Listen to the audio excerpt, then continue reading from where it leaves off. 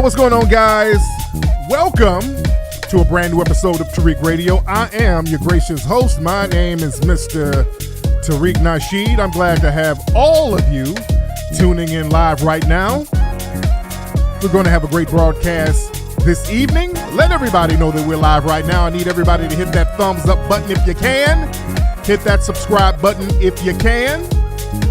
And what we're going to do, guys, we're going to take that real quick commercial break. And don't y'all move a muscle, because we will be right back right here on Tariq Radio. Yo, you still ain't getting women? Really? Come on, son. You need to go to badboymembership.com and step up your game. What's up, y'all? It's your boy, Mr. Locario, the bad boy of the dating game, and I'm telling you that if you really want to attract beautiful women, you need to go to badboymembership.com. This is where you get 45 through 90-minute step-by-step dating advice tutorials every month. Just sign up, follow the advice, and you'll get the woman you want. Go to badboymembership.com. That's badboymembership.com. Hey, guess what? There's never been a better time to learn how to trade. I'm not talking about trading stocks or bonds. I'm talking about cryptocurrencies. There's been plenty of beginners who've made thousands and even millions of dollars trading in these markets. It's simple to do, and it's never been easier. This virus is a real game changer. It's leveling the playing field. If you want to get your money game on point, it's time for you to get in and learn how to trade. Visit us at theultimateparttimejob.com. That's theultimateparttimejob.com.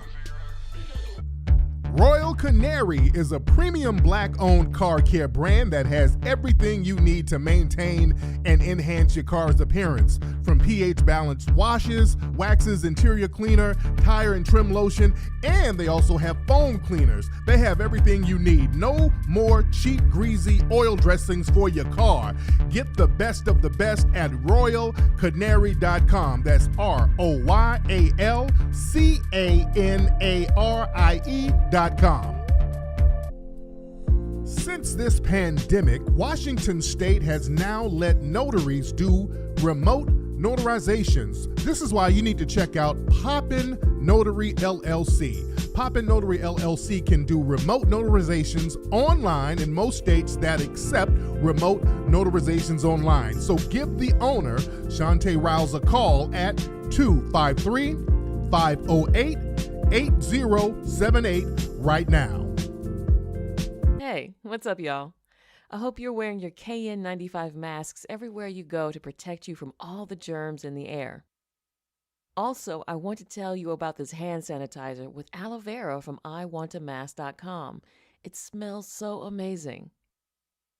It's not like other hand sanitizers that leaves your hands feeling clammy and disgusting. So definitely get your hand sanitizer with aloe vera from iwantamask.com. iwantamask.com is offering free shipping for all orders over $50. What's up, family? Check out independent artist from New Jersey, my dude, Mr. Waz Most. That's WAZMOST. Check him out. He has his brand new 4th solo album out called Second Class Citizen. It's streaming on all digital platforms. You can also follow Waz Most on Facebook, Instagram, YouTube under Waz Most. Check him out. Second Class Citizen bumping right now. Check out Bees Holistic Hemp, available right now. Find your relaxation and relief right now with Bees Holistic Hemp. You can get CBD gummies, you can get relief rubs, anything you need to soothe your mind and your body. Check them out at beescbdhemp.com. That's BEESCBD hemp.com. Free shipping on all online orders. Black owned, black operated, black excellence. My name is Eternal. Love excels all. I'm a music producer. I've worked side by side with multi-platinum and Grammy Award-winning producers to learn my craft. I myself have earned 4 Billboard Top 100 credits. Alternatively, I teach music production, mixing, and how to grow an audience organically. This is targeted, specialized, one-on-one training catering to your specific needs and issues. Love excels all on YouTube and Instagram. Love excels all. Call or text 917-547-9886. Again, that's 917-547-9886. Love excels all. In these difficult times, it's important to let our children know that we have their backs. That's why there's a hot new company putting our children's self-worth center stage. It's called MyStoryMagicalWorld.com. That's MyStoryMagicalWorld.com. There you will find novel accessories and toys for girls of all ages, celebrating the things that make them special. As the company grows, they do have plans for boys' empowerment lines as well. So check out MyStoryMagicalWorld.com right now. Check out thevarsityclass.com. Learn how to become a real estate investor today with the Varsity Class. This is an online course that will teach you the tools to become a real estate investor. This course will show you everything you need to know about wholesaling properties and real estate that could potentially make you $5,000 to $10,000 more money each month. So change your life with thevarsityclass.com. Use the promo code Tariq25 to get an instant 25% discount off the Varsity Class. Thevarsityclass.com. Go there right now. As the world fights this deadly virus, one of the best ways to stay safe is to build an immunity that can withstand every disease and ailment without the need for medicines or drugs. With proper exercise and nutrition, immune-boosting vitamins, and a smoothie recipe from herbalorganicproducts.com, you'll be ready for the fight. At herbalorganicproducts.com, you can download their ebook that details how to make vitamin-rich smoothies that will help you fight diseases and are absolutely delicious. You'll even learn about top herbs that can add a spark to your sex life. Check out herbalorganicproducts.com and place your order today.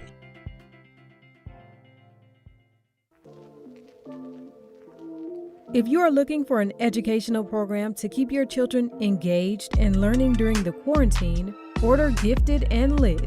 Gifted and Lit is an award-winning program that teaches kids math, science, language arts, financial literacy, and more. Download their content instantly at giftedandlit.com. Remember, that's giftedandlit.com. Hey, black nerds out there, are you tired of nerdy platforms that refuse to acknowledge white supremacy and geek culture? Do you seek a black nerd podcast that not only covers nerdy topics such as anime, video games, movies, and TV shows, but also subjects that only black nerds can relate to? If so, then head on over to the world's first and only black nerd empowerment podcast, The Swarthy Nerd, at swarthynerd.com. Join the host, TV Guru, and Yuki the Snowman every Tuesday on their mission to provide information and empowerment to black nerds everywhere. Again, that's The Swarthy Nerd at swarthynerd.com. Swarthy is spelled SWARTHY, nerd.com. The year is 2079. The futuristic nation of New Albion has been created to maintain a new racial apartheid system. There is a planned genocide that is going to target the nation's black population. A small group of black revolutionaries band together to launch guerrilla warfare attacks against their oppressors. Do they fail, or do they succeed? Find out the answer by reading the book Avoid the Machines, the new novel by author Scotty Vasco. Avoid the Machines. Now available on Amazon and BarnesandNoble.com. You are now tuning into the legendary Tariq Nasheed. I gave a little blood on that bridge in Selma. On Tariq Radio. I said, whoever threw that paper, your mom's a hoe. What's up, guys? We're here. We're back. How y'all doing, guys? Glad to have y'all tuning in. Welcome to Tariq Radio. Glad to have y'all tuning in. I'm seeing people hitting up that Cash App for the Melanoid Ministries. The Cash App is $KingFlex818. Ladies and gentlemen, if y'all want to bless The Melanoid Ministries, that's King Flex 818 with the $ in front for the Cash App. Shout out to everybody contributing to that. By the way, today's show is also brought to you by HiddenColorsFilm.com, where you can get Hidden Colors 1 through 5 and all that good stuff. HiddenColorsFilm.com. But we're here, ladies and gentlemen. Glad to have y'all tuning in. Everybody hit that thumbs up button. I see a lot of LA people in the house. Shout out to Pomona. Shout out to South Central. Shout out to Compton. Shout out to everybody out here. A lot of stuff we're going to cover tonight. First, I would like to shout out to my brother, Mr. Nick Cannon. Mr. Nick Cannon put out that interview we did. We did that interview months ago where we talked about a lot of racial politics, and everybody's loving that interview. If you have not seen it, go to Nick Cannon's Cannon Class page on YouTube, but just type in Nick Cannon and Tariq Nasheed. We had a very good conversation. Everybody loves that interview. It's starting to go viral already. It's like almost 150 views almost within a day. I think they put it up Tuesday. I think they put it up Tuesday. So it's going viral already. A lot of folks are talking about it. A lot of folks love it.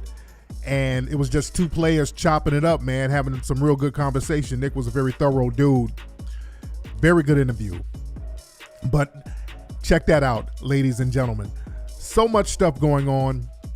Today's topic, ladies and gentlemen, I'm going to be talking about colonized coons. That's the topic of today. I'm talking about colonized coons. And the reason I'm talking about that is because right now, black people globally are getting on code, which is a great thing. Black people globally are getting on code. Black people here in the United States, foundational black Americans in particular, we're hella on code right now, and that's scaring a lot of people. And family, when we get on code and have an agenda for ourselves and we stick to that agenda, everybody gets nervous. As we see, the white supremacists are very nervous. Because family, we haven't been on code like this in a long time. Truth be told, family, the first time in history of this country, this is the first time that foundational black Americans had a collective, specific, tangible agenda. Do you know that has never happened in this country? This has never happened where we have collectively had an agenda for tangibles. And I'm talking about enough of us to make an impact. Enough of us to affect the election cycle. This has never happened before, so a lot of people don't know how to react. A lot of them are exposing themselves. They're just playing the panic card right now. This is why the white supremacists are just flipping out, which is okay. See, a lot of black folks were afraid to speak about what we wanted because we were scared that the white folks are going to be mad at us. As you see, we're at a point where we don't give a damn whether they're mad or not. We just said, fuck it. If you're mad, put your cape on and be super mad, because we figured, hell, we're being nice about everything. We're tiptoeing about everything. We're voting. We're trying to do the electoral process, and that just doesn't work. A lot of folks were talking about the interview I did with Nick, and we were talking about Obama. And a lot of people were critical of Nick, but you shouldn't be. Nick asked some very good questions. Nick was very neutral. He asked questions that a lot of people who were in a neutral position would ask. And he brought up, we had a back and forth that was very respectable about Obama and his legacy. And I've said that his legacy is trash. Obama didn't do anything for black people. And Nick brought up the fact that, or not the fact, but the narrative that, okay, Obama was good for people to see, for young people to see a black man in the White House or in a position of power. And I respectfully disagree with that. And I know a lot of people have used that narrative before, the great thing about Obama to a lot of people, they say, well, it's good to have a black person in power that kids can look up to. And I disagree with that.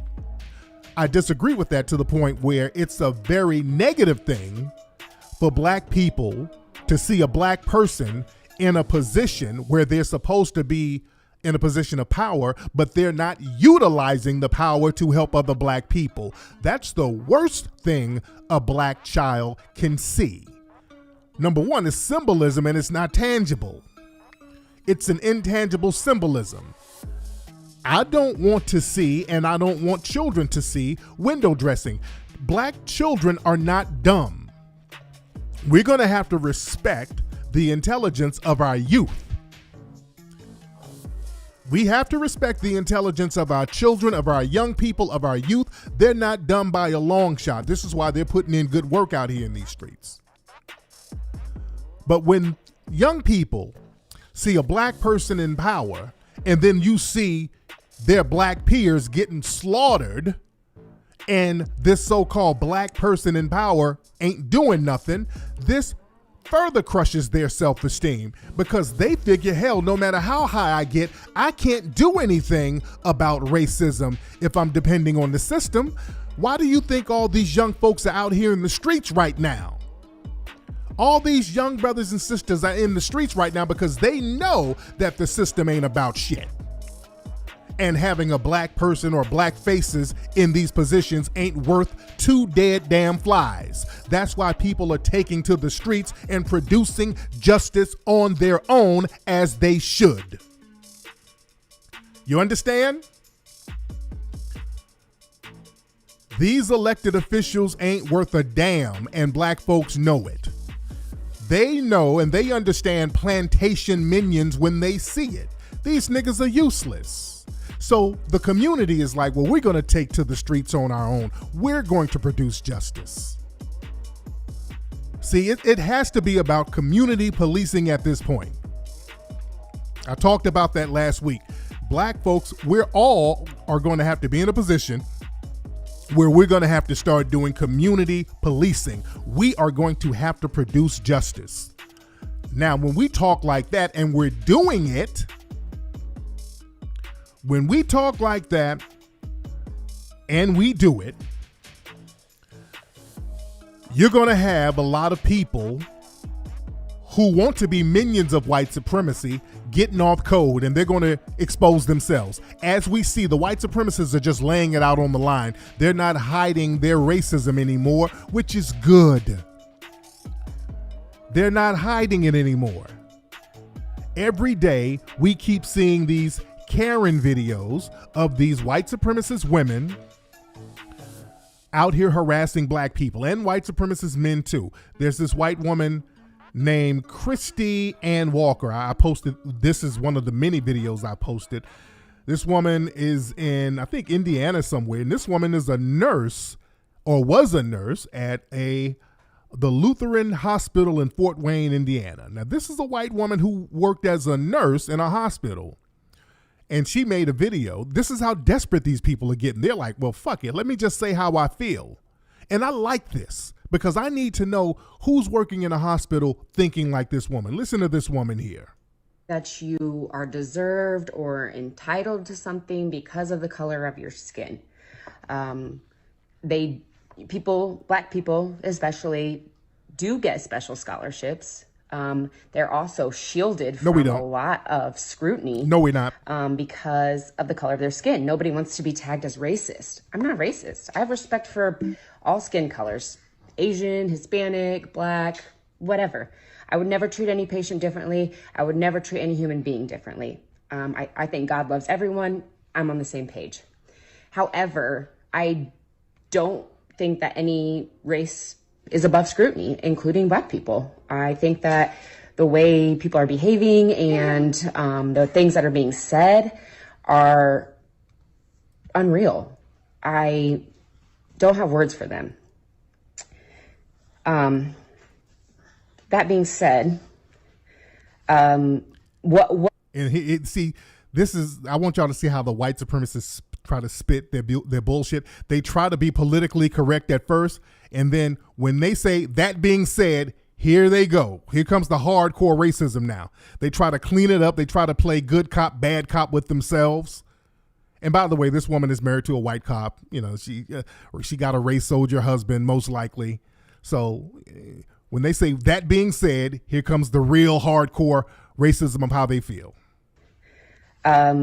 What do you feel like you go out and do where you're like, oh, I'm black. Oh, I'm black.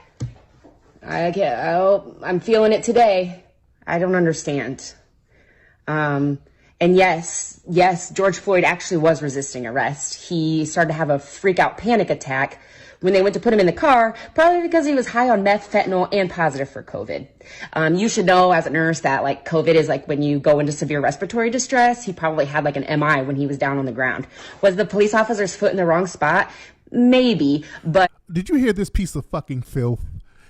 Did you hear this filth? They're trying to tell us we didn't see what we saw. This is I'm white and I say so. Well, George Floyd, he had COVID. And as a nurse, I know how you go into respiratory attacks if you have COVID when you're down on the ground. Was the cop's foot in the wrong place? Maybe.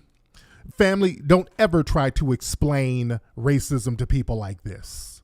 They understand. This is just I'm white and I say so. This is just a filthy, funky, disturbing white supremacist. As a nurse, that like COVID is like when you go into severe respiratory distress. He probably had like an MI when he was down on the ground. Was the police officer's foot in the wrong spot? Maybe, but meth and fentanyl and positive COVID are probably more leading factors to an MI. So do your research. Anyway, that being said, there are many cases where in Central Park, black people killed a white teen and nobody cared. Nobody did a thing.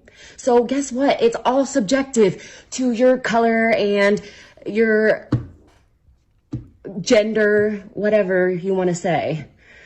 Yes, that's what I'm saying. Oh, do kids get bullied at school? Okay, that's enough of her, guys. Okay. So this is a white woman who worked as a nurse and she got fired, of course. They went on and fired her. These people are like, shit, fuck my job. I just have to get it off my chest. I have to get this anti-black racism off my chest. I just can't leave it pent up anymore. I can't talk in code anymore. These niggas are codified and they're on the move and I just have to let it out. This is us forcing their hand. I love it. I love it. Let's stop being scared. See, they ain't gonna do shit they ain't already doing. They're just going to be more honest about it. See, we're getting off this thing where we're looking for their approval. Do you want this piece of filth's approval? You don't want her. Let me tell you something. Do you know how many black folks this woman done probably killed in a hospital? How many black people have died under this woman's care? And let me tell you something. That hospital out there, and I might have to have a little conversation with them because it's not like they didn't know that this woman was a hardcore racist. If she's like this online, I can imagine some of these coworkers, they knew what this woman's get down was. And from what I'm hearing, I've been gathering some information. I heard that there have been complaints about this woman at the job. So when these institutions are employing anti-black racists like this, I want to start looking at them as a whole and put all of them on that Summer Jam screen and do an investigation of all of them. See, we're going to have to be the community police. Family, we have to be the community police. See, we need black folks who work in some of these institutions to be the eyes and ears. Some of these black folks up at the DMV, we need you to be the eyes and ears. Some of these black folks in these hospitals who know what's up, and I know some of y'all work in these hospitals. Y'all need to let us know what's going on anonymously or whatever. Let us know what's going on with these people. Let us know about the complaints they've been getting. We need to know this stuff. We're going to have to be the investigators and the police of America. It has to be us. What we call the police, we don't have a fucking police unit anymore. We don't have a police agency anymore. It's been corrupted and polluted by white supremacists. From top to bottom, we just don't have it no more. We have to be the community police. And we got to understand this. While we're on code, we got to look at the people who are not on code And we're getting a lot of colonized coons from other places walking among us, and they're revealing who they are too. We got a lot of these little old colonized coons from Africa and the Caribbean, let's spit the real, who are coming over here, can't wait to be up under white mommy, white daddy. Let me tell y'all something. We got some of these covert colonized coons who are sitting up here among us, blending in, just biding their time to undermine us any way they can. Just look at some of the conversations on Twitter with some of these foreign coons. And this isn't indicative of everybody now, because let me be clear. Some of our brothers and sisters who go to the UK, they're riders. And I've always tipped my hat to the brothers and sisters in the UK. We specifically get the coons from the Caribbean and Africa sent over here. They have a beeline over here. But shout out to the UK. Shout out to Brixton. Over there in Brixton last night, in the Brixton area, and y'all heard me talk about Brixton before. They ran the police up out of there. There was some kind of block party or something they were having up there in Brixton in the UK. The riot cops came in. Them brothers and sisters literally ran the police out of there. I heard it was like 22 officers out there were seriously injured. And when I mean ran, I mean running. The police were running like bitches. I mean literally running from the brothers and sisters out there. They were putting in heavy work. Brixton has always put in good work.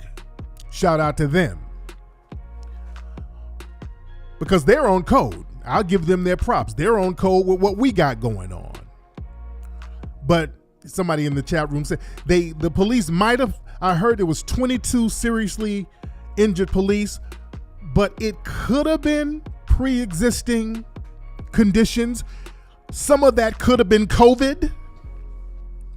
It could have been COVID related. So we're still gathering intel about this. You understand? We're still gathering a little intel. We're still trying to learn all the facts. We're waiting for all the facts to come in.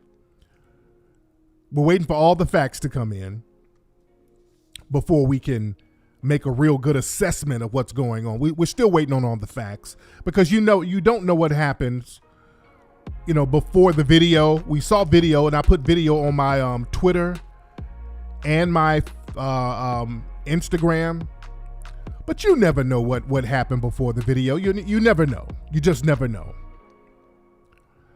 And speaking of that, I put up a video the other day of a black cop arresting a white dude.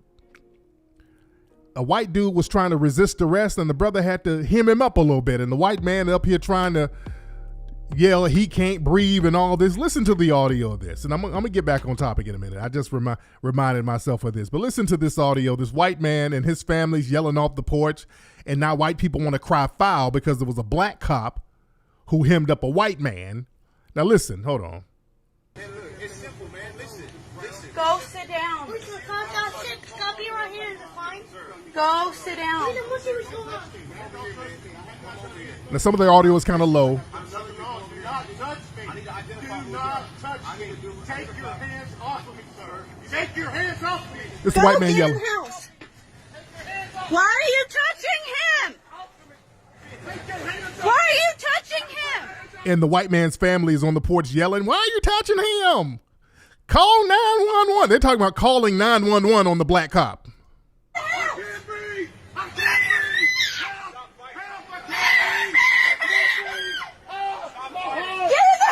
Now this motherfucker yelling he can't breathe, and the cop has his arm. So he has him by the arm, and the white man yelling he can't breathe.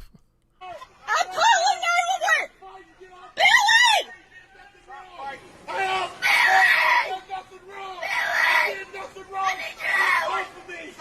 Get off of me! Billy, call 911! Oh, white folks are so fucking dramatic. The black man is just trying to, he ain't beating his ass. He's just trying to handcuff this fat mayonnaise fucker in the face. Oh, God, Billy! Help! All this dramatic ass bullshit.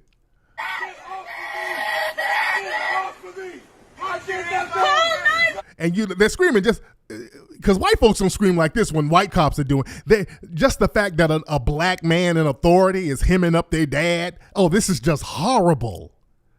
Just the fact that a black man is arresting their goofy fucking dad is just the worst thing ever.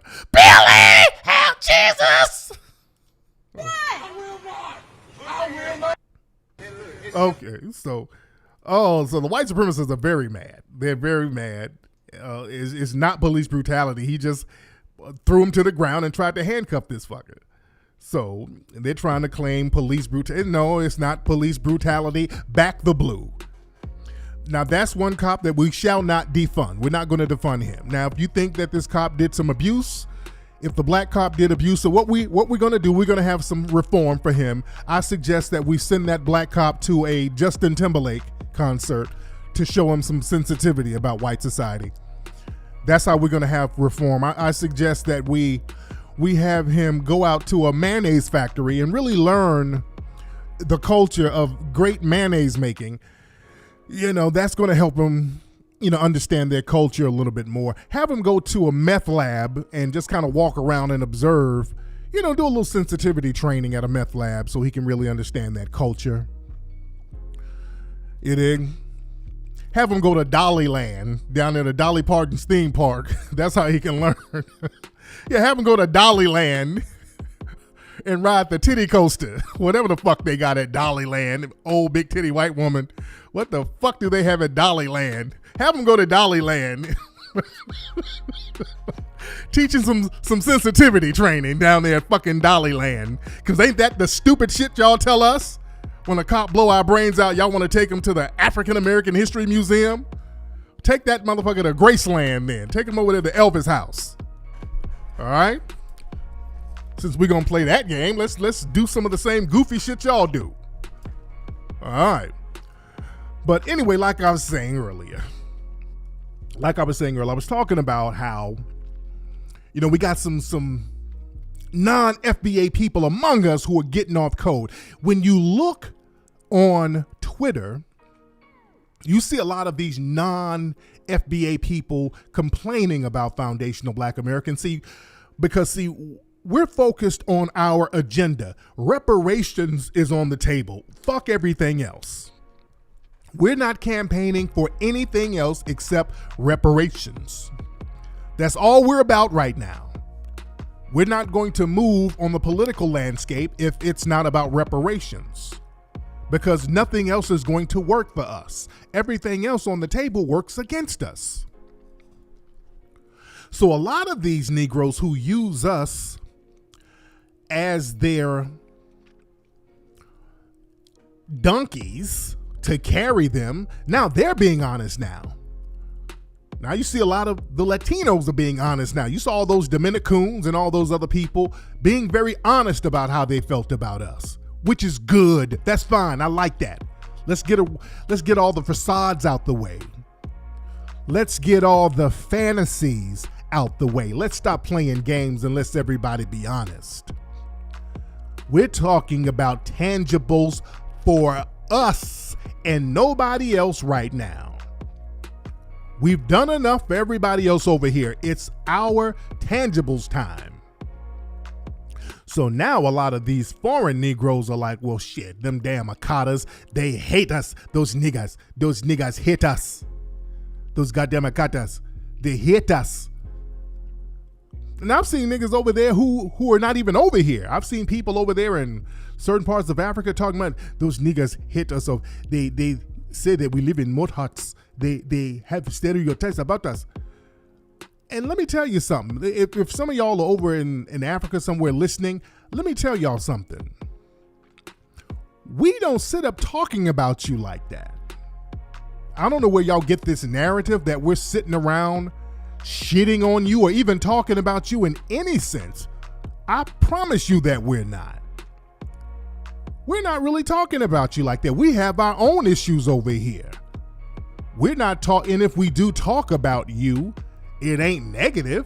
We always talk about you as being our long lost brethren. we always talk about, well, maybe one day we can go visit over there. We don't talk about you negatively. That's projection, what you're doing. When I see niggas over here talking about this stupid, those niggas, those American niggas, they hit us. They say we live in the mud huts. They say we run around naked with animal. No, we don't. I don't know where y'all getting those fucking lies from. We don't. We don't sit around saying no stupid ass shit like that because we have bigger fish to fry. We ain't saying nothing like that about anybody. We're just not. White people say that stupid shit. The people that y'all niggas be praising when they go over there, white mommy and white daddy who you buck dance for, they say that stupid shit. We don't. We're not even thinking about you like that, and that's no disrespect. We just have bigger fish to fry. We have our own issues over here. You're the last people we're thinking about. No disrespect. We're just not thinking about you. We got other issues. We really don't care. What you doing over there? And why would we? It's not even practical for us to sit around hating on you over there. What we getting out of hating on you? Some of you have delusions of grandeur. If you think we're sitting up hating on you, there's just no practical reason for us to do that. Hating on you is not going to benefit us in any way, shape, or form. So that's a lot of projection because y'all sitting up, some of y'all coons sitting up hating on us. Those niggas, those goddamn niggas over there. You know, that's your projection. That is your projection.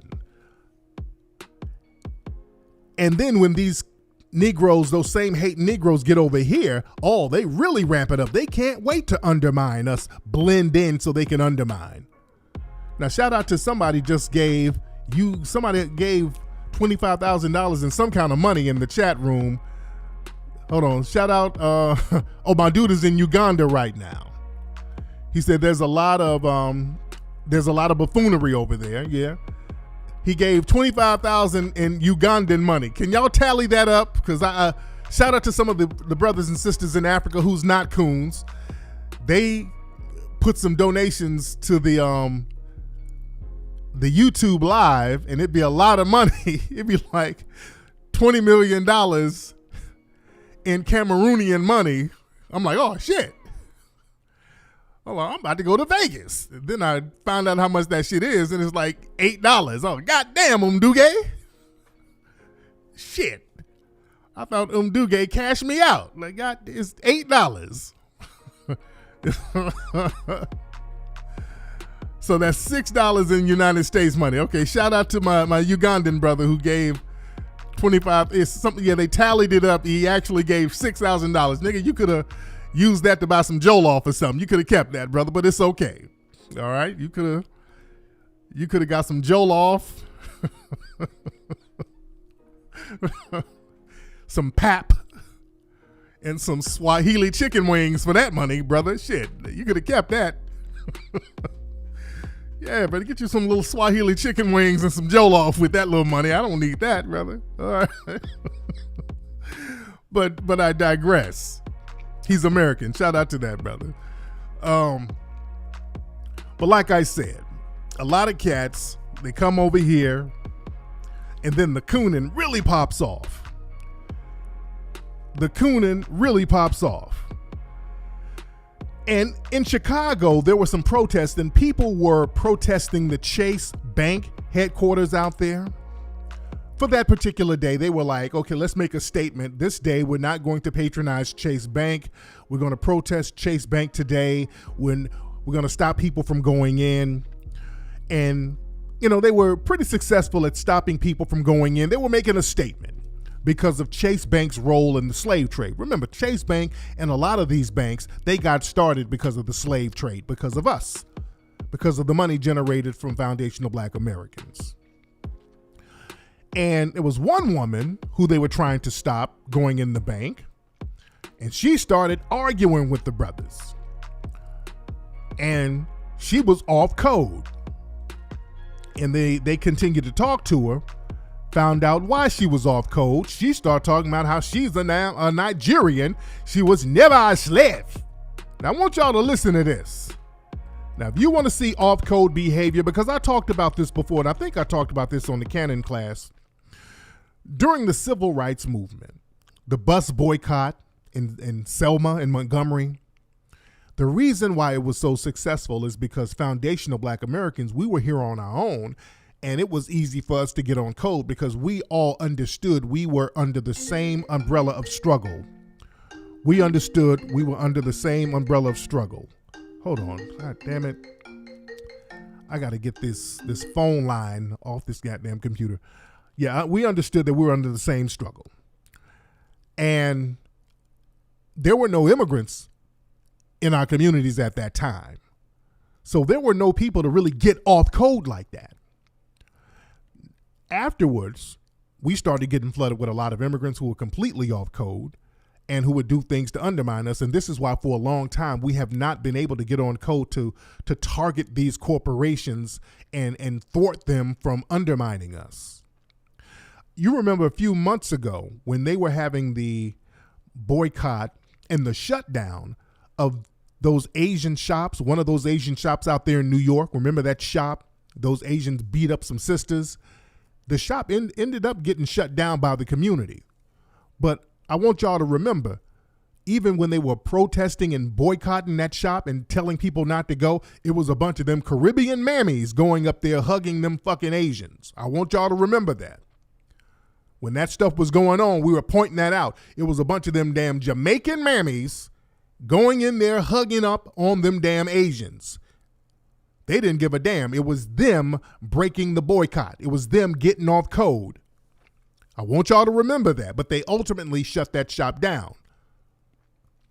But listen to this woman here. This is a woman there at Chase Bank in Chicago, and this brother's trying to break things down to her. If we are in the middle of the street protesting, you can't run through protesters.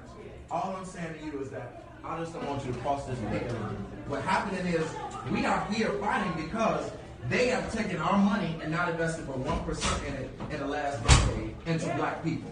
So when you have a picket line like this, I know it causes inconvenience. It's going to cause a stir. It's just like Harriet Tubman trying to free slaves that were fighting her. What I'm saying is... Okay, now some of the audio is a little janky. He said it's like Harriet Tubman. He brought up Harriet Tubman to this woman, and when he brought that up, she just flipped. And she looked like she works for like a school guard or something. She has like a school guard vest or something.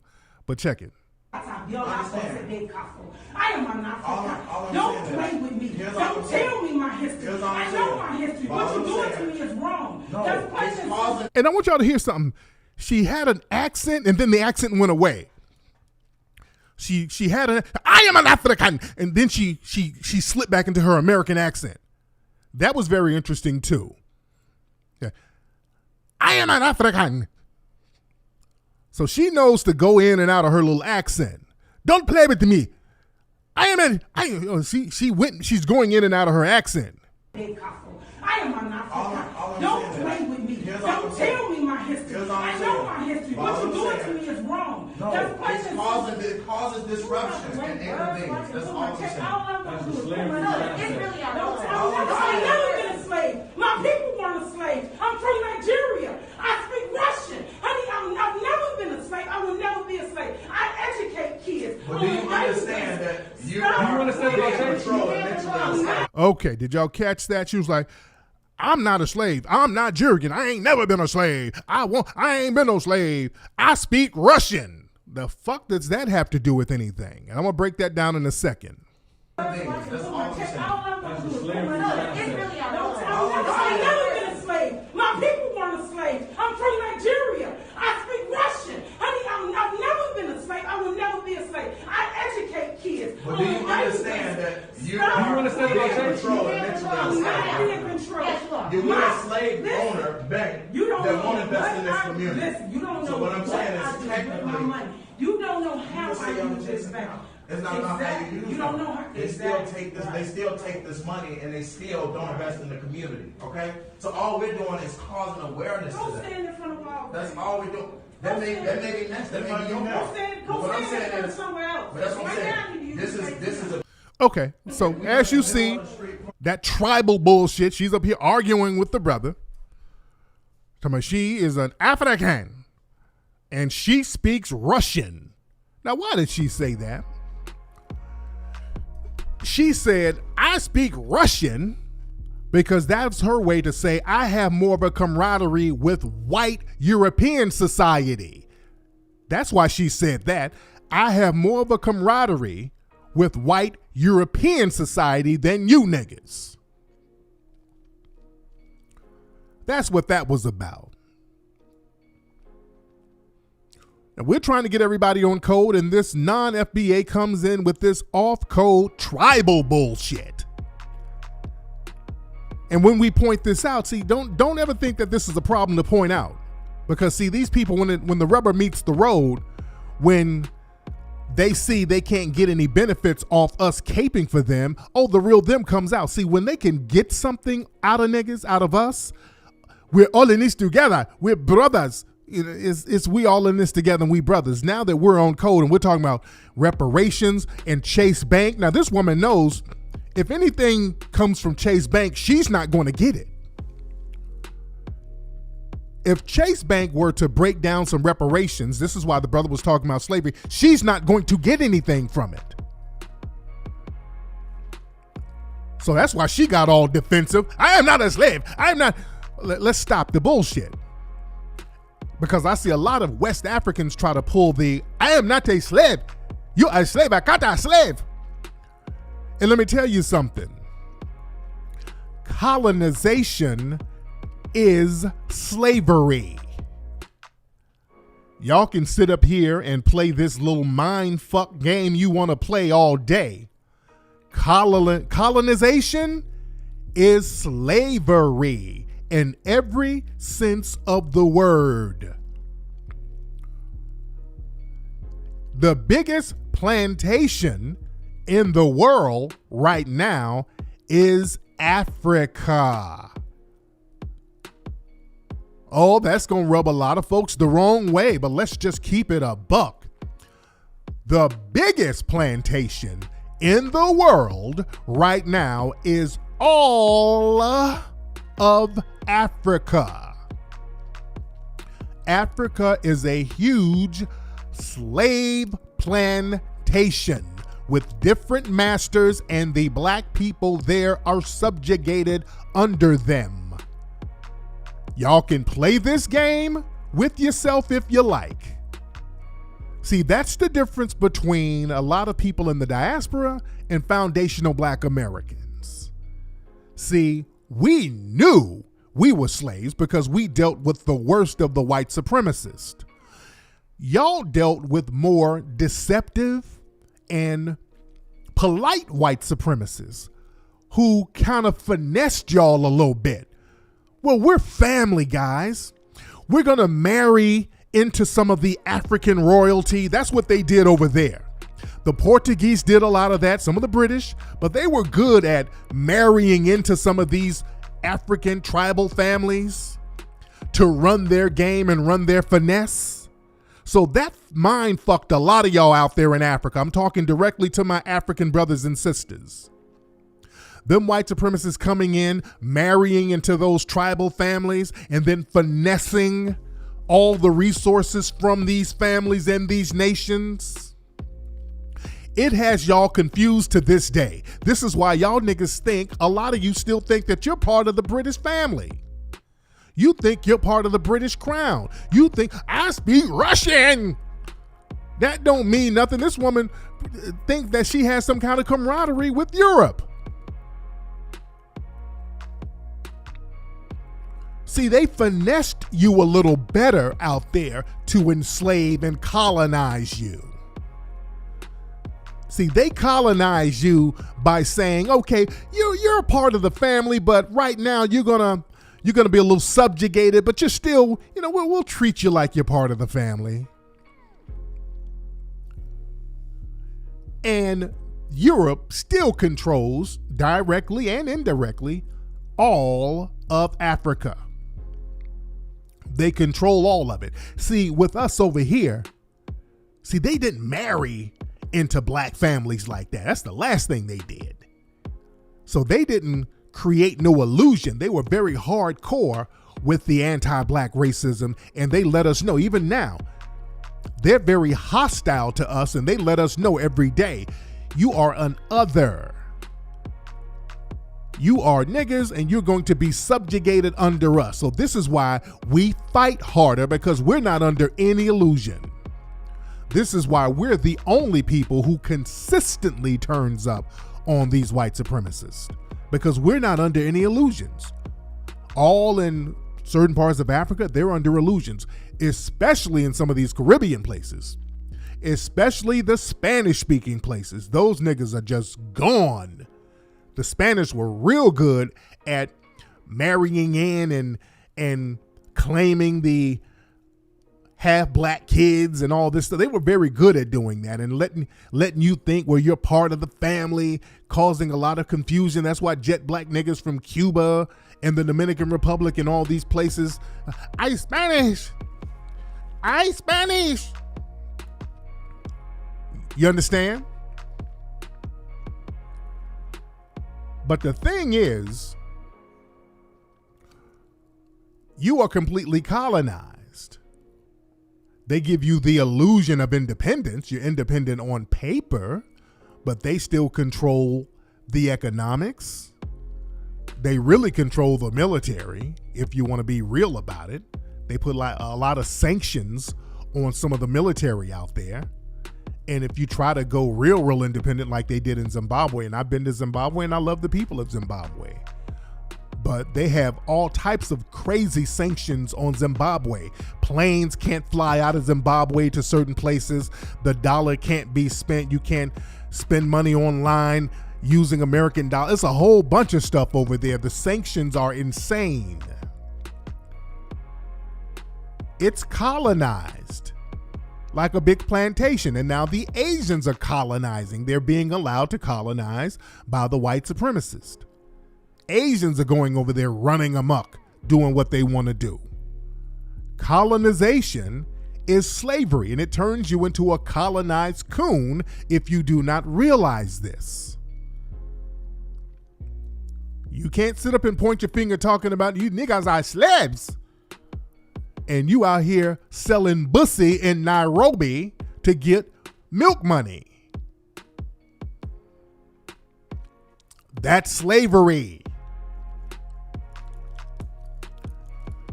Colonization is just a cuter word. It just makes you feel like there's some type of military difference. Hey, we are colonized, but we have to make a better deal. The government is corrupt. We just have corrupt government. You know, then you blame it on the government and all this old stuff. So you think you have a militaristic political difference with Europe. No, it's racial. No, you're subjected to them. They play these little word games with you. You're subjected to them. And some of them Arabs, they're going over there enslaving people now. They're taking you up to Libya in chains. They go up to East Africa, start picking people up out of there, taking them all up there to Libya. Them wannabe white Arabs are whooping ass and slaving over there, and they're using the word slavery. So y'all got to stop playing that game and get the fuck on code if you're going to get on code, because what we're not going to do, we're not going to let you come over here with the bullshit. This is why it was a great thing that foundational Black Americans started to recognize our nationality and our difference, and we are a different group. Us acknowledging that helped alleviate a lot of these other people who try to come in the mix, throwing salt in the game. Because family, they always, and I talked about this before, they go out of their way to put some of these foreign coons and these colonized coons in political positions over here to make decisions that undermine us. Now that we're calling that out, we're seeing now that the process is illegitimate. We're seeing now that the electoral process and the political process, It's something that is just corrupt from the bottom to the top, and this is why we're backing out of it. This is why they're having such a difficult time trying to get us on that vote train. We're just not buying it no more. And let me tell you something, family, have you noticed all the things that we've gotten done just within the last few weeks, just hitting the streets? We're getting stuff done just hitting the damn streets without voting, without worrying about a politician, without none of that stuff. Just hitting the streets during our own community policing. We're getting a lot of stuff done. And we're taking it to different levels. Us hitting the streets, they're starting to charge more of these race soldiers. Another race soldier in New York who choked out a kid, he just got charged. He was charged before a few years ago. He got charged for pistol whipping a black kid, and he got acquitted. And they put that wannabe white judge, Danny Chun, on the case to let him go. So now this guy's been charged again for using that chokehold. As we know, the race soldier who shot the brother down there in Atlanta at Wendy's, he got charged with some serious felony. Shout out to the DA, Paul Howard. Everybody support Paul Howard's campaign and re-elect that brother. If we're going to elect somebody, if we're going to get into the voting process, those are the people we rock with. If I was down there, I'd just go vote for him and leave. I would go to the ballot box, vote for that brother alone, and then bounce. But down there in Atlanta a couple of days ago, I've seen a few videos where people are still going to the site where that Wendy's burned down and the brother got shot in the back, and people still protest there. And there's incidents down there where the white cops are being ran out of that area. There were some brothers out there with guns the other day saying that white cops are just simply not allowed over there. There were armed brothers walking around saying that white cops in Atlanta over in that area are just not allowed. See, this is scaring the white supremacists because, see, now we're doing real community policing. Family, did y'all see what went down in Milwaukee this week? I'm very proud of the black people in Milwaukee. In Milwaukee, there were a couple of black girls missing. They were like 13 and 14. I think those were the ages of the girls. I think they might have been older. I'm thinking 13, 14, something like that. They were underage girls and they were missing. The people told the police. The police basically said, well, this is, they're not essential. We can't really do anything about it. The police told the community they couldn't do anything about it. So they weren't going to do anything. The community of Milwaukee hit the streets on their own, started getting tips, started knocking on doors, turning over rocks, hitting the streets, and they actually found the girls. And saved the girls. They found these girls and saved the black community of Milwaukee. And also what they did in the process of looking for the girls, they uncovered some other pedophile houses out there that the police knew about, but they weren't doing anything about. They heard the girls were at one pedophile house. They happened to be at another one. But there's one pedophile house. They went inside and they knocked on the door first. Somebody shot at them or something. And then the police came, but the police didn't really arrest anybody there. The black folks went in the house. The community came out by the dozens. There was a whole bunch of people in the community came out. They raided the house, started bringing out evidence, bloody kids' clothes, all types of evidence of pedophilia there because they've been hearing about this place. And the brothers and sisters burned that damn house down. They burned the house down. The community of Milwaukee, because they knew the police weren't going to do anything about it. Because let me tell you something, I want y'all to research this. That house had 27 police calls to it in the last 4 years. The police knew about this place. They knew about the pedophile rings. That's why they weren't going to do anything about it. Let me tell you, Milwaukee has that bad, by the way. Over there in the Midwest, that's the thing with these little pedophile rings, especially in Milwaukee. Remember, Jeffrey Dahmer was out there in Milwaukee, and the police knew about Jeffrey Dahmer, and they weren't going to do anything about Jeffrey Dahmer. Remember, and I've talked about the Jeffrey Dahmer case before, they knew that Jeffrey Dahmer was out here targeting black people. there were black people warning the police. One of Jeffrey Dahmer's victims, who was this very dark-skinned Laotian boy, who actually escaped from Jeffrey Dahmer's house. The boy was drugged, naked. Jeffrey Dahmer was about to kill him. He ran out the house. Some black girls in the neighborhood were trying to help the boy, and they were fighting off Jeffrey Dahmer. The police came and sided with Jeffrey Dahmer. The girls were like, hey, this little boy is in danger. You gotta save him. Jeffrey Dahmer was like, well, that's my lover. Bring him back to the crib. The police took the boy from the black girls and took the boy back to Jeffrey Dahmer's house. And the next day, Jeffrey Dahmer killed the dude and ate him, killed him and ate him. Sad story. All they had to do was run Jeffrey Dahmer's license and see that he was a registered sex offender. The cop who went in there smelled the dead bodies. There were other dead bodies in the house. This is why I tell people, don't let them make you think that Jeffrey Dahmer was some kind of criminal mastermind. He wasn't. He's just a white dude who got away with shit. He had dead bodies all up in his house. The cops just never bothered to look, or they just turned a blind eye. I don't believe that they were incompetent. They knew. They knew. And they allowed it to go on. And guess who brought justice to Jeffrey Dahmer? Because remember, they were still very casual with Jeffrey Dahmer when he was going to court. He would walk in the court with no handcuffs on, just very casual. They were still treating him with kid gloves. Speaking of that, up in Oregon, I posted this on my Twitter. There was a white supremacist who killed a couple of people. He tried to kill this black woman up there, and he's on trial now, and they're letting him walk up in court with no handcuffs or anything, and he threatened his sister. The sister's on trial testifying against him, and he jumped up in court, no handcuffs on, talking about, yeah, I should have killed you, bitch.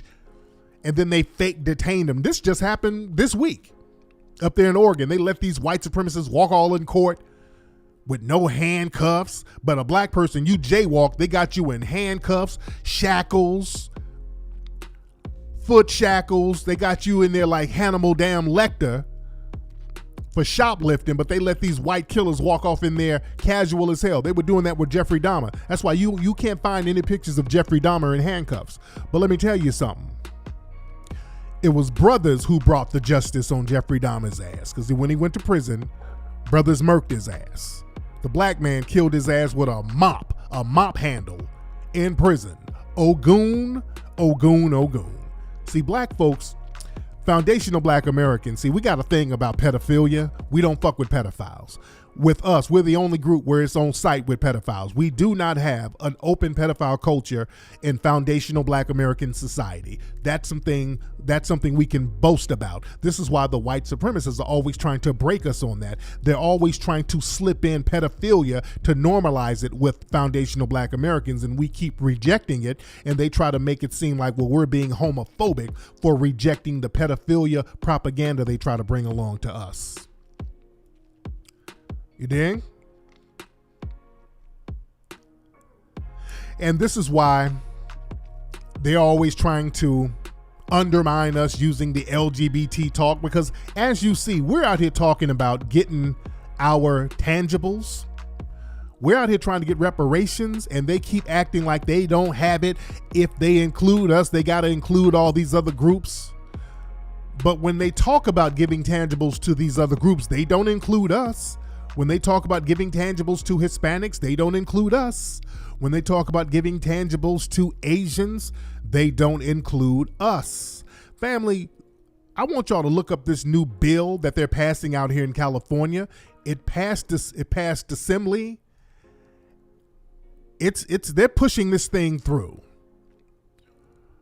It's called the AB 2218 bill. It's called the Transgender Wellness and Equity Fund out here in California. You got thousands of homeless black people out here. Black people are getting targeted by race soldiers. They're talking about how black people are disproportionately getting COVID. Black people need specific tangibles, and they're giving us, well, we'll take down a Confederate sign for you. They're giving us all of these symbolic gestures. But with this fund, this Transgender Wellness Equity Fund, they're trying to, and they're going to, allocate $15 million for transgenders, for transgender service like sex change operations, hormones, therapy, treatment. They're giving our tax dollars to transgender. Yes, I want you, people are like, what? Google AB 2218, the California Assembly Bill. This is why when they got the Civil Rights Bill to include transgenders, y'all better understand, I knew the money was coming. You better believe that the money was coming right after that. All they had to do was just get federally recognized as a civil rights group, and now immediately, I'm talking about a damn week later, they're talking about allocating money. They're talking about funds, not no study. It's the Transgender Wellness Equity Fund, not no goddamn study of anything. They're about to just prioritize them over us and start throwing money immediately. Don't ever let these people run game on us with this we all in this together coalition ally bullshit, family. This is why we don't do that ally bullshit. Yo, it's white men of course it's white men getting this money. It's white men getting this money. So now, family, all a white man has to do now is put on a wig and go get a grant and get a damn check at this point. A random white man literally can just go put on a wig and say, hey, civil rights time, I spilled bussy juice in Frisco. And now he's eligible to get a damn civil rights check and some damn allocated funds from the federal government. Thank you, Obama. See, that's Obama helping to put all that stuff together, by the way. And I'm supposed to feel good about looking at Obama and his wife while all these other groups are getting all these funds and all this damn money for nothing. And we built this country and all we get to do is look at optics. Nah. We got to be hard in the paint for this damn reparation game, y'all. Family, you got race soldiers out there in Wilmington.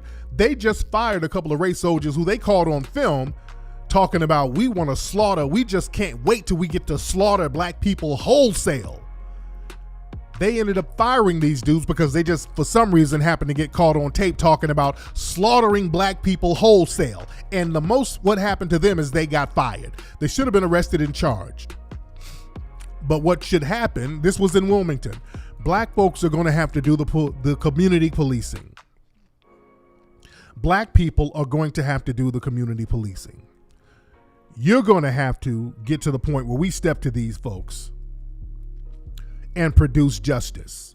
Because see, this is why a lot of people felt a certain way about those brothers in Milwaukee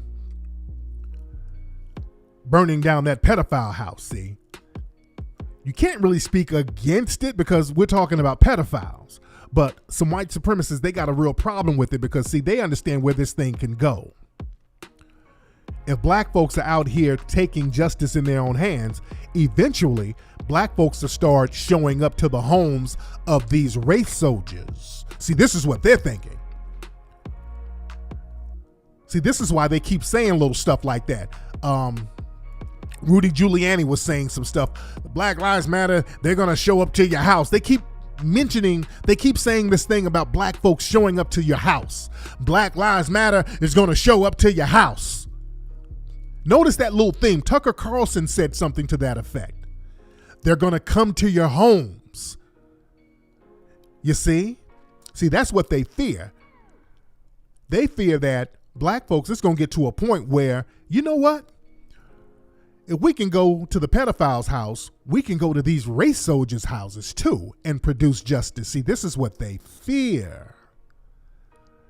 Yeah, all that stuff about, they're going to come and take your home. No. They mean that we're going to go to these people's homes and produce justice. Somebody said Black Lives Matter is majority Caucasian. Y'all better understand code words. They understand. They can't say black people. They're going to say, well, Black Lives Matter. That's a code word for black people. When they say, oh, I hate Black Lives Matter, that means they hate black people. You can't hate a movement. Who are you talking about? That's a code word for black people. See, they're afraid this is where it's going. Black folks, they're like, these niggas are going to eventually wise up and stop running in front of all these damn tanks and all of our military weaponry. And they're going to take it directly to the damn white supremacists at their homes. This is what they're fearing. And going back to Milwaukee, the white supremacists tried the little trick of sending a Negro preacher out there to the black youth when they were burning down the house in Milwaukee. They sent a Negro preacher out there to calm everybody down. And the brothers and sisters in the streets ran this preacher up out of there. I want y'all to listen to the audio of this. This is this Negro preacher they brought out here because the white supremacists, they're doing the same old tactics and moves. They don't have any more new moves. They don't have anything else. So they keep doing the same thing over and over, and it's not working. But listen to this. We know what y'all be doing. Get the fuck out of here. Nope, you a bitch too. Damn, she pulled this shit out. Pull this shit out, dog. Look, he gonna stand him over his neck, dog. And shout out to Frank Nitty. That's the brother Frank Nitty who's filming, and he's boots on the ground out there in Milwaukee. That brother Frank Nitty's been doing a lot of good work. I put some on that brother's CashApp the other day, by the way. But he's doing a lot of good work reporting on what's going on out there. No, don't say that shit. That shit's sick. That's why I moved. I didn't know who he was getting hard off of. I had to second guess that shit. Like, wait a minute. It could be. You know what? Let me move the fuck around. No, get his fake ass from over here, too. Damn. They talking about the preacher. Hide your kids, hide your wife. It's the pastor right here.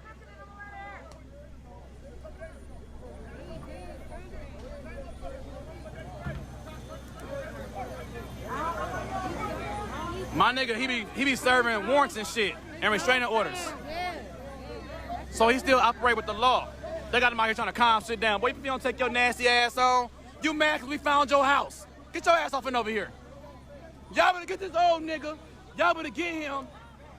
Get this nigga. Y'all better get this nigga off and over here. All right, well, y'all get the idea. They're like, get this old nigga out of here. And they ran him out of there. Hold on, let me fast forward. They were applauding when they got him out of there. Hold on, they were applauding. Leave. You're not one of us. He like what he see. Come get y'all old nigga. Yup. Get that old nigga up and over here. Yup. Go play with your people. Yeah. So they ran him off the block and everybody started applauding. Go pray for their asses. This is where the game is serious. The young folks ain't on the bullshit right now. Our young warriors are out here focused and codified. So they can't bring one of these old Negro preachers out here who's clearly clicked in with the white establishment to prey on it. No. That ain't working no more. That ain't working no more. The reason why we're in this situation is because of these old praying niggas out here acquiescing to the desires and the domination of the white supremacists. That's why we're where we are now. That day is over. We're not going to go along with the bullshit. We're not going along with the bullshit at all. And the thing is, a lot of these corporations, notice they're trying to speak up for Black lives now. A lot of these corporations are trying to mention Black Lives Matter and all this old stuff. And the reason why is because we're so codified, black people are now actively taking our business to other black people, which is another thing they feared. So now we're actively looking out for black people to do business with. And we're taking our business away from some of these white corporations. They're like, wait, hey.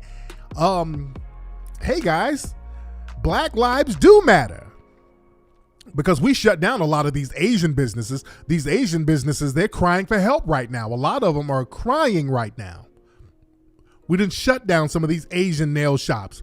We didn't wipe them out. A lot of them. And some of these white corporations, because of the COVID thing and because of us getting on code, they're like, hey, you know what? We're going to unlock all of the Afro Sheen. You know, we had the Afro Sheen locked up from you niggas. We'll unlock it now. All the edge control gel, we're going to unlock it because Black lives definitely matters. Come on, guys. Yeah, now that we're patronizing our own businesses now, we're actively looking out for other black folks to do business with. They're like, oh, hey, guys. Whoa. Because let me tell you something. With these major corporations, these fast food places and all that, we fuel these folks. Just like the Asian businesses, we fuel a lot of their economy. That's why there's McDonald's and Burger King and all them shits in churches, all of them in the hood. You understand? We need to continue to support our black businesses. We need to continue to do that. You dig? And speaking of sponsors, y'all saw the whole thing with NASCAR. NASCAR, they're trying to change things up a little bit. You know, they got a black race car driver, Bubba. What's Bubba's last name? Bubba Wallace or something like that? Now, a few weeks ago, one of these white NASCAR drivers just randomly yelled out nigger. He didn't know he was on film. He just yelled out nigger randomly, and then there was a backlash. Some of his sponsors dropped, as they should. And this Bubba dude, the only black race car driver, the NASCAR driver right now, from what I understand, he put the cape on. They wheeled him out to put the cape on for the white man. And now they done turned on this Bubba dude because somebody had a noose in his garage and he publicly spoke against a noose being in his garage. And then the FBI came and investigated and said, oh, no, it wasn't a noose. It was left there last year, blah, blah, blah. And then NASCAR put out a picture of it, and it's clearly a goddamn noose. It's clearly a noose. They put up a noose, and now all the white people are mad at this Negro now. See, y'all can't be putting on the cape for the white supremacist. See, that's what you get putting on the cape for the white supremacists. You empowered them to come after your black ass. And you thought you were biracial. That don't mean nothing. You dig? Yeah, his dad is white. His mom is black. His dad is white. But he's getting treated like a nigga. There's another brother, I think he's biracial, brother named William Marcus Wilson out there in Georgia. He had a white girlfriend. This happened a couple of weeks ago. He was out there in Georgia. Him and his white girlfriend, Emma, and some other white youths started harassing him and his girlfriend, calling her a nigger lover and all this. So he got in his car with his girl and they left, and those other white teens started following them, and I think they tried to run him off the road. So this brother pulled his gun out and tried to shoot a warning shot to get him off of him and killed the white girl that was in the other car. They just charged this brother with murder. They should not have charged him with murder because he was standing his ground. And we're trying to look into this case now. I think he has no bail, but we have to look into this case because it's setting a precedent where black people cannot defend themselves against white supremacy, especially in a stand your ground state like Georgia. They pride themselves on being stand your ground. Remember, they didn't want to charge Ahmaud Arbery's killers on that stand your ground bullshit. When they chased him and they didn't want to charge the killers. They had to charge them now because of all the noise everybody made about it. So yeah, we need to look into this case. I want my Georgia attorneys to holler at me because this is not about him. This is about the precedent. This is about the precedent that's being set. I want my Georgia attorneys to holler at me. Also, my guys who do websites. I've been trying to find the Black Line web design folks. I cannot get in touch with them. I don't know if they're still doing their thing. All my black folks, if you do websites, hit me up, info@tariqelite.com. There's something I want y'all to help me put together. info@tariqelite.com. My brothers and sisters who do websites. Also, my lawyers out there in Georgia. Let me talk to you to find out some of these statutes and things out here. Holla at me if you are out there in Georgia so we can look into this thing. This is why we got to be on code heavy. And speaking, somebody mentioned the 4th of July. I've been getting intel that these white supremacists are going to try to pull a move on 4th of July. Family, get ready for 4th of July. These white supremacists are going to definitely try a move. They're working with the race soldiers, the law enforcement. Watch out for 4th of July. I'm telling black folks to be on full alert. Don't be out here dancing and all that shit on 4th of July out here in the streets, especially Chicago. Chicago, they're going to try to do one of these 200 people got shot on July 4th weekend. It's going to be a bunch of white supremacists out there picking people off in Chicago. I'm telling y'all that right now. Chicago, y'all need to start setting up roadblocks and perimeters in certain places and have people patrol the neighborhood looking for white supremacists. We need community policing. I'm talking to my Chicago riders. As a matter of fact, me and JoJo Capone, we're going to be chopping it up probably tomorrow on Zoom. JoJo Capone out there in Chicago. I'm going to talk to him about this too. I want my folks in Chicago to be on them streets patrolling, looking out for white supremacists, setting up zones, roadblocks, and all of this stuff so that y'all can catch these white supremacists coming up on the block so you can head them off.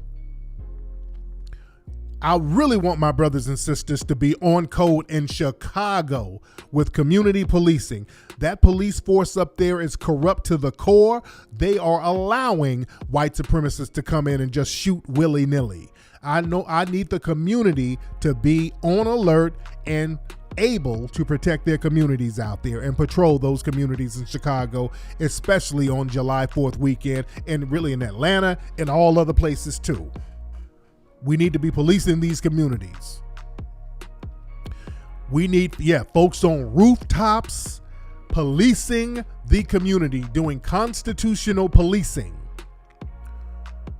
We need everybody with their cameras ready, just like they're doing in Minnesota. Shout out to Minnesota. The brothers are out there with walkie-talkies. They're looking out for the community out there. We got to be doing that.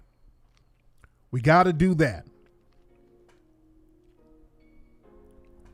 But like I said, man, this thing is getting heavy out here. We're on code. We got to stay on code. This game is getting real, real heavy. And we can't celebrate too soon. See, black folks, we get into the thing of we get a couple of minor victories and we want to celebrate forever. No. We can't celebrate right now. This is just the beginning. We're going to have to look at this thing from the long haul. We're going to have to look further down the road and understand we got to keep doing what we're doing for the long haul. We got a lot of work ahead of us, and that's a good thing. See, the white supremacists are just waiting on us to go back to partying and relaxing. No, we can put the party off for a long time. It's work time. It's build time. It's time to police these communities on our own. And if we talk to any politician, if it ain't about punishing race soldiers and giving us tangibles in the form of reparations, there is nothing else to talk about at all. We're not talking about immigration. We're not talking about swirling. We're not talking about symbolic gestures. We're not talking about a Negro in certain positions that's powerless. If it ain't about tangibles, we're just not talking about it. And it's going to take work, and work is good when we're working for ourselves. There's nothing wrong with putting in work for ourselves. And we got to watch out for the people that they bring around us who are funny style. You know, I've been telling people about them trying to push these COVID vaccines on black society. As you know, they're trying desperately to throw these COVID vaccines on us. The Bill and Melinda Gates folks are talking about we want to test these vaccines out on black people first. They're talking about putting these vaccines on us first. And they tried using that Kizzmekia woman, and I talked about that the other day. This Kizzmekia woman, who we got her out the paint. We found all of her old tweets about how much this woman can't stand black society, so we found her ass out. And, they went back to the drawing board. They've gone back to the drawing board, and they got another mammy that they put out here. They got this woman, and what's this woman's name? Help me in the chat room. What's that woman's name again? This other new mammy that they got, they're trying to push off on us. What's this woman's name? This new mammy. Hold on, I want to get this woman's name right. I talked about her the other day. What's her name? Calinthia, right? This Calinthia woman, a Calethia, something like that. What's her correct name? They got a new mammy that they done put, Calethia Hodges. So they pulled this woman out of nowhere, saying that this woman has a clinic and we're going to help lead the cause of vaccine testing with her. We're going to convince black people to do the vaccine testing. And I said, hey, this woman, her information has been scrubbed from the damn internet. There's no information about this Calethia woman. There's no information about this woman. And I spoke on that the other day. Now, who is this woman? She has some kind of business called Infinite Clinical Trials down there in Georgia. So don't nobody know anything about this woman. Calethia Hodges. Now, I said this the other day on my broadcast. Do you know her publicist jumped in my mentions? Her publicist, Anesia something, and she just blocked me, by the way. Her publicist, Anesia Williams, that's her publicist. She hopped on my mentions talking trash. Yeah, Calinthia is my client, and you're slandering her. You must not like the black women. I like, woman, stop. I'm like, first of all, why does this woman have a damn publicist? If she's supposed to be some kind of scientist or whatever, how come we don't know nothing about this woman and all of a sudden she has a little janky PR firm trying to represent her? Some little low budget PR firm. I'm like, really? You gonna try to come at me with this janky bullshit? Talking about we're slandering her? I'm like, we're not slandering her. How come there's no information about this woman? And the so-called publicist kept trying to change the subject. I said, oh, since you represent her, well, I got some questions. You keep deflecting when people are asking about this woman. And the publicist is talking all this sassy shit. Look, you can't, I got time today. I will gather you. I'm like, she's talking this type of goofy hood rat shit. I'm like, okay, while you're trying to gather me, whatever that means, let's answer some questions about your client. How come there is no information about this woman prior to February of this year? There's literally nothing about this woman. Nowhere to be found. How did she start her business called Infinite Clinical Trials LLC, some 8,000 square foot facility out there in Georgia? How did this woman get this facility and nobody knows about her? Yeah, she's using all those LGBT terms. I'm gonna gather you. No, stop it, woman. And the only article that I seen on this Calethia Hodges woman, somebody did a Medium article. Anybody can post up a Medium article. And she said something very interesting. She was talking about her business, the Infinite Clinical Trials LLC. And she said, well, in 2017, with no business loan, the Lord blessed me with my business, Infinite Clinical Trials. I don't know why I can't say infinite tonight. She said the Lord blessed her with her business. When niggas start talking some shit like that, that's a con game. Because now if you say you own this 8,000 foot clinical business with pharmaceuticals and all this, how the hell did you get the money? Some random black lady that nobody knows. You got a pharmaceutical company in Atlanta that you're supposed to be the head of. Nobody knows who you are. So naturally, okay, where the hell did you get the money for that?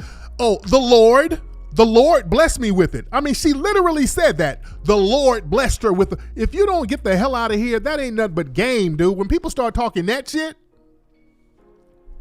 wait a minute. The Lord bless you with that?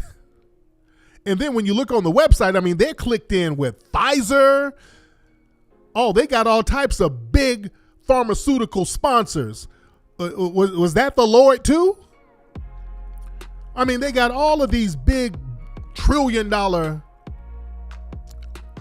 pharmaceutical companies clicked in with this little Infinite Clinical Trials Corporation. The Lord. Man, please. Oh, is that the name for Bill Gates? The Lord? Lord Gates, is that who you talking about? I mean, these folks are talking to us like we stupid as hell. Like we ain't gonna ask some questions. You better damn believe I'm gonna ask questions. You got some random Negroes out here trying to get us to take vaccines, and we don't know nothing about these Negroes. We don't see anything about them on social media. Nobody knows these niggas. There's no information about these people prior to 2020. And when you ask about where they get the money for a damn pharmaceutical company, well, it was the Lord who gave it to me. And we're supposed to sit up and let these folks inject us with some damn unknown vaccines? Nah, I'm good. I'm good. You dig?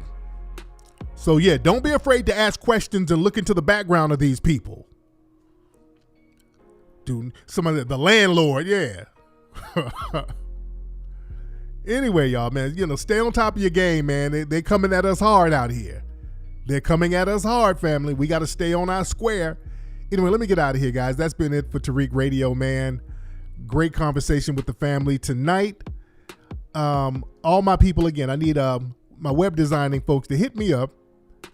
Hit a player up. Hit me up. My lawyers out there, hit me up. info@tariqelite.com. My Georgia lawyers. Hit me up so we can chop up some game on some strategies we can get popping out there. Ladies and gentlemen, also my app people, the app we have is ready. I'm getting the source code from the folks because what I want to do, I want to put it on a more stable server. So I need some folks, if you are thorough with working on apps, brothers, hit me up. Real shit. I ain't talking about some janky bullshit. If you're thorough, hit me up, man. info@tariqelite.com. We already got the app done. I'm dealing with these foreigners. I don't like doing business with them, and I don't want to release the app, and there's a lot of mistakes. I want to get some thorough, brothers, so we can just dot the I's and cross the T's on this thing to make sure it comes out strong, to make sure everything is stable. So I want some people who's real thorough. The key word is thorough. With working with apps. Hit me up, info@tariqelite.com, ladies and gentlemen. All right, man, y'all have a good evening, man. I'm going to holler